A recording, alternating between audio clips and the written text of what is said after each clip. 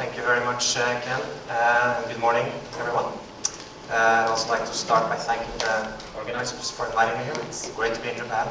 Being a big sushi lover, this is excellent. So I'm having a really good time.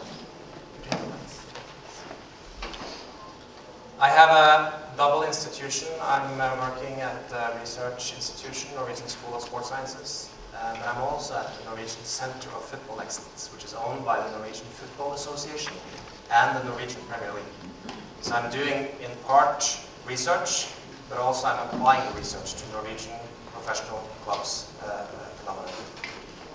My talk today will reflect that. So I'm going to be speaking about my research, but I'll also speak a lot about ways to apply it. I'll try to tie it into the applied psychology in soccer.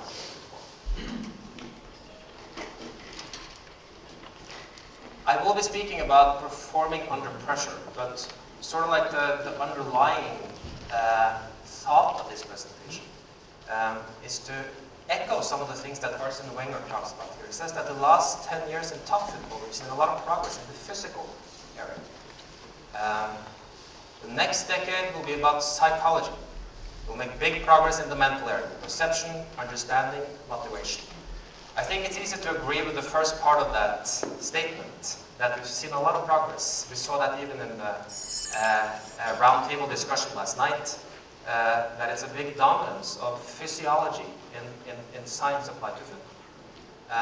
Now, as regards the second part of the statement, I really hope that he's right, that we'll see a lot of progress in the mental area, and I've dedicated a lot of my career to kind of answering that. Now, whether that is the case, I'm not so sure about. So the big question that I have today is, how can sports psychology research provide managers, coaches, and players at the elite level the basis for relevant and functional performance enhancement recommendations? That's sort of what I'm trying to do here, to find relevant and functional performance enhancement recommendations based on research. And we're not there at all in psychology today. And today I'll kind of present my approach to this question, how far I've come as of today. There's a football game this coming Saturday. Sabi will be one of the main players. There was an interview with him in The Guardian recently when he said that when you arrive at Barca, the first thing they teach you is think quickly. And then he starts to do the actions, looking around himself. Lift your head up, he says. Move, think, look before you get the ball. Look to see if that guy is free. Alves, one touch. Iniesta, one touch. Messi, one touch. Piqué, one touch. Busquets, me, 7 or 8 players with one touch passed. In fact, our youth coach always used to say, Amik talk, half a touch. If they play with half a touch, Barcelona, I think United is in trouble. Now, how do they do that? This is something that we also have studied. We had a study with 55 Premier League midfield players. We had access to Sky Sports Player Cam feature. And what we looked at is basically what Xavi talked about, the extent to which they looked around themselves prior to receiving the ball. Look at Frank Lampard here. This is 10 seconds before he receives the ball. And look at all the work that he puts down to be oriented when he gets the ball.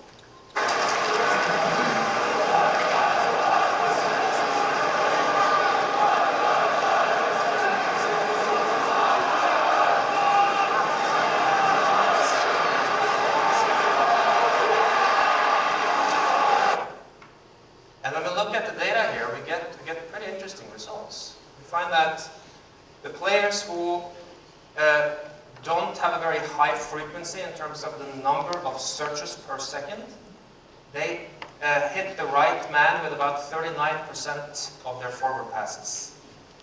But the top third, in terms of search per second, they hit the right man in 77% of their forward passes. And this is at the very highest level of international football at the Premier League, and only then forward pass completion. So to take this further, we're speculating that maybe we should be looking at different ways to practice this in particular. And this is one way that we've experimented a little bit with. This is Hassan El Fakiri. He used to play in Monaco in France and also in Germany, Norwegian player. And this is the way that he has practiced this since he was 13 years old.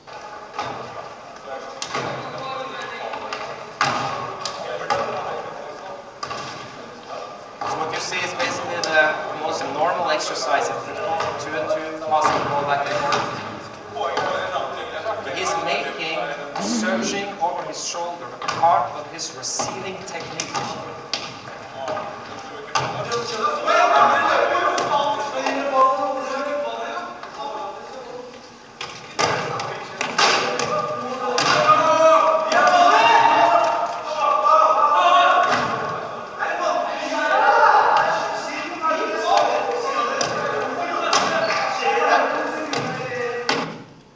We've done multiple intervention studies on this, and what we find is that it's very easy to increase the level of frequency that these players have in terms of looking. This exercise increases the frequency of these players pretty fast. The only study we've published is this, where we looked at the use of visual imagery. The players basically imagined that they got the ball and they were looking around themselves prior to getting the ball. These were 3 players. None of them played in the Premier League at this point, but they came from the Premier League, or they were about to go to the Premier League. So they were at a relatively high level. So we see 2 of these players, after the onset of the intervention, marked by this green line here, increased their frequency of exploring. So player 1 and player 2. Player 3 did not increase, but rather stabilized it, and as you can also see that he was at a higher level than player 1 and 2 prior to the intervention. So this is just one part of dealing with pressure, but also one way to integrate psychology principles, in this case perception, into elite level football and try to get some applicable results. Now to what I'll be spending the bulk of this talk addressing. Or at least an introduction to that. You'll see here a graph, and it shows the number of cardiac events, meaning heart attacks or strokes, as a function of the summer months in 3 different years. And you can see that something special seems to be happening in 2006. Can anyone imagine what that is? I'll help you a little bit. This is in the Munich area of Germany. And the key to this figure is this. So basically, every time Germany played a game in the World Cup, people were falling like flies with heart attacks. Now, this talk is not going to be about heart attacks, but this says something about the importance that football has in people's lives. Because the researchers here argued that these events were so important to people, and they triggered stress that was comparable to major disasters in people's lives. And because this is so important, it is interesting to see how do these immense stress moments in these games affect then also players. So we've had a pretty big research program where we looked at the penalty shootouts using video shots of all shots in the penalty shootouts in the World Cup, the European Championships and the UEFA Champions League from '76 and until today. Approximately 420 shots. And you can see, I'll show you just an example of how these shots are. This is the last time a German player missed a shot in the penalty shootout. So clearly we have to go far back to 1982. Uli Stieleke. You can see that this is 1982 with his shorts. Now this is one of the things we looked at. The way that these players react after they have missed the shot. And you can see on Stieleke's reaction here that he is not pleased. So comes the next player. He goes down.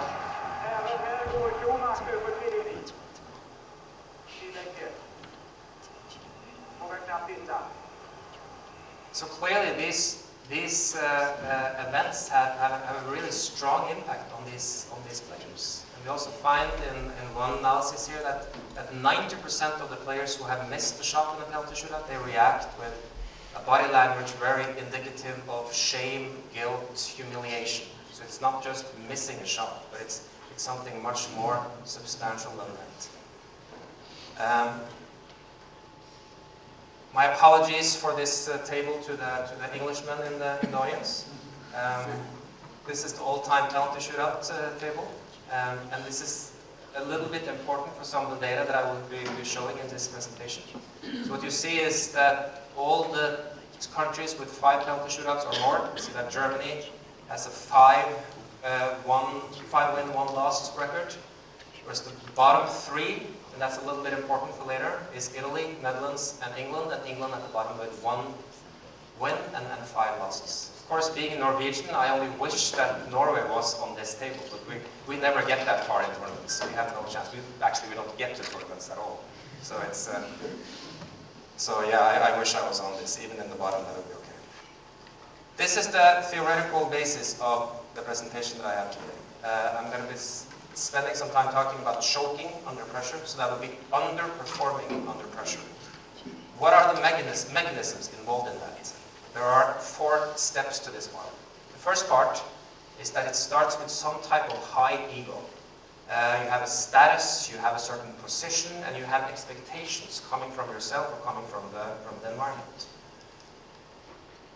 When that ego is threatened, and there's a possibility to lose face, so to miss a shot, to disappoint, then we get a kind of a discrepancy.